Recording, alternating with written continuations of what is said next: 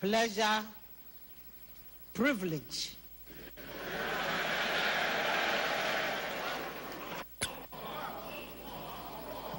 to invite the President of the United States of America to deliver his message.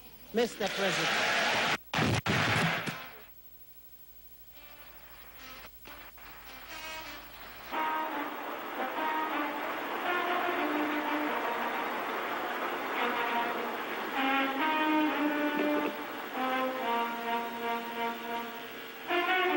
I like this.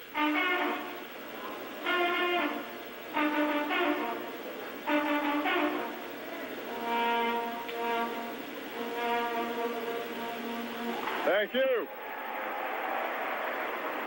Thank you. I think Congress needs one of those horns.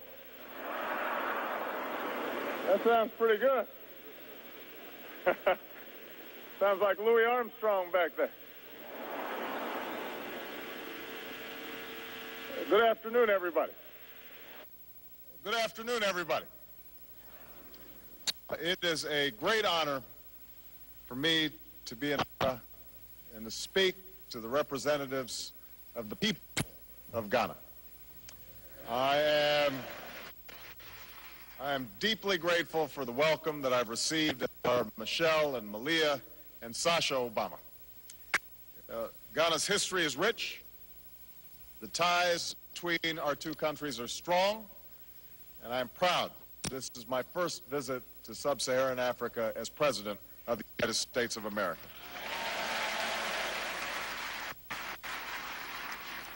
I want to thank Madam Speaker and all the members of the House of Representatives for hosting us today. I want to thank President Mills for his outstanding leadership, to the former President, Jerry Rawlings, former President Gafour, Vice President, Justice. Thanks to all of you for your extraordinary hospitality and the wonderful institutions that you've built here in Ghana. And I'm speaking to you at the end of a long trip. I began in Russia for a summit between two great powers. I traveled to Italy for a meeting of the world's leading economies. And I've come here to Ghana for a simple reason.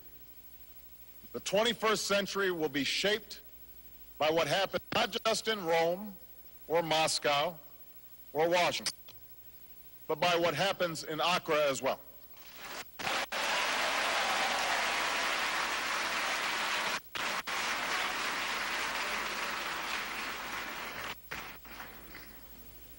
This is the simple truth of a time when the boundaries between people are overwhelmed by our connections.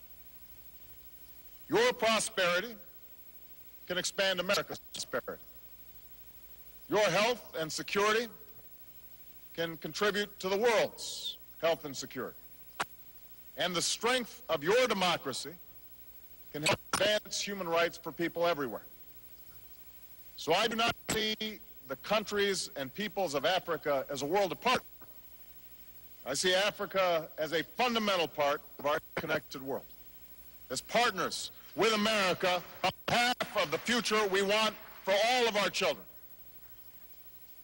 That partnership must be grounded in mutual responsibility and mutual respect. And that is what I want to speak with you about today.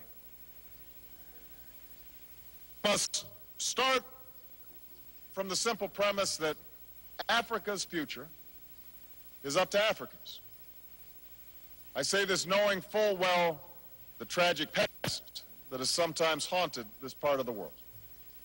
After all, I have the blood of Africa within me, and my family's story encompasses both the tragedies and triumphs of the larger African story.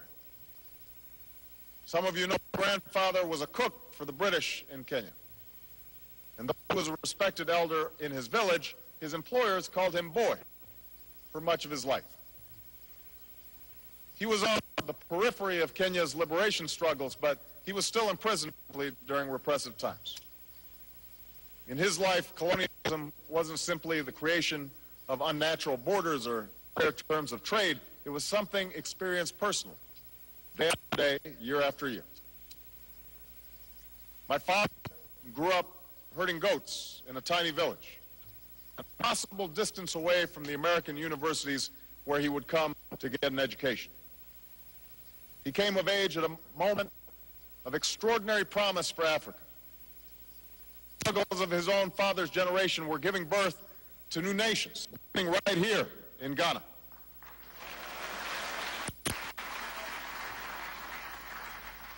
Africans were educating and asserting themselves in new ways, and history was on the move.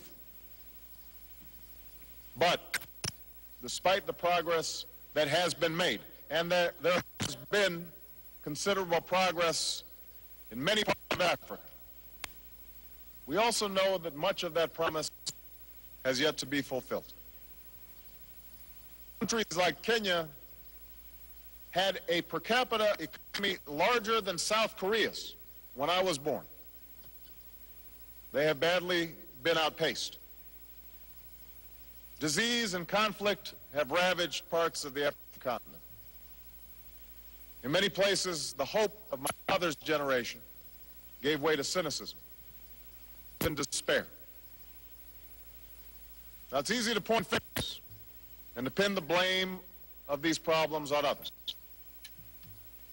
Yes, a colonial map that made little sense helped to breed conflict. The West has often approached Africa as a patron or a source of resources rather than a partner. But the West is responsible for the destruction of the Zimbabwean economy over the last decade. Or wars in which children are enlisted as combatants. In my father's life, it was partly tribalism, and patronage, and nepotism in an independent Kenya that for a long stretch derailed his career. And we know that this kind of corruption is still a daily fact of life for far too many. Now, we know that's also not the whole story. Here in Ghana, you show us a face of Africa that is too often overlooked by a world that sees only tragedy or a need for charity. The people of Ghana have worked hard to put democracy on firmer footing, with repeated peaceful transfers of power, even in the wake of closely contested elections.